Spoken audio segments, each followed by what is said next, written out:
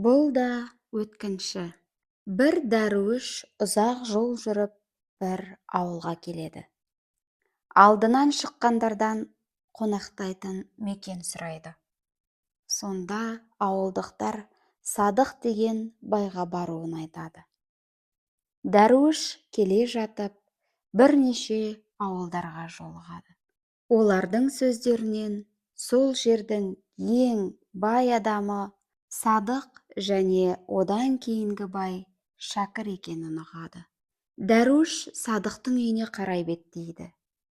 Өте қонақжайлы, Садық келген қонағын жақсы қарсы алып, дастархан жайып күтеді.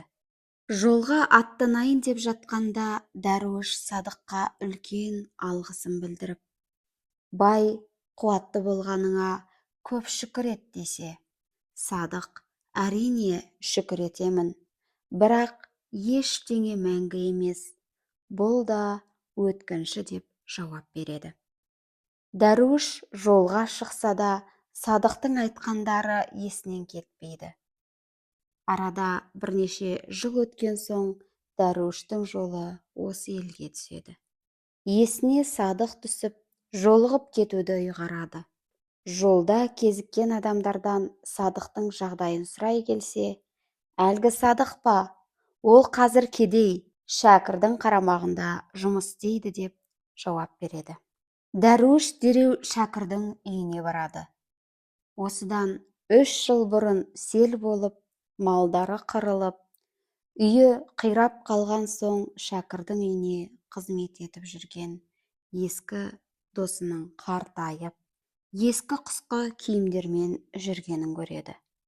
Бұл жолы Садық Дәруішті қарапайым үйшігіне әкеліп, аз-маз азығымен қонақ етіп күтеді. Дәруіш қоштасып бара жатып, дертіне ортақ екенін айтады. Оған Садық: уайымдама, бәрі жақсы болады. Ешқашан ұмытпа, бұл да өткінші деп жауап береді. Арада 7 жыл өтіп, осы елге Дәруіштің жолы қайта түседі. Осыдан бірнеше жыл бұрын Шәкір дүниеден озып, мұрагері, туған туысы болмаған соң, бар байлығын сенімді қызметшісі әрі досы Садыққа тастап кетіпті. Садық Шәкірдің зәулім үйіне, орасан зор алқабына және мыңдаған малдарына ие болыпты.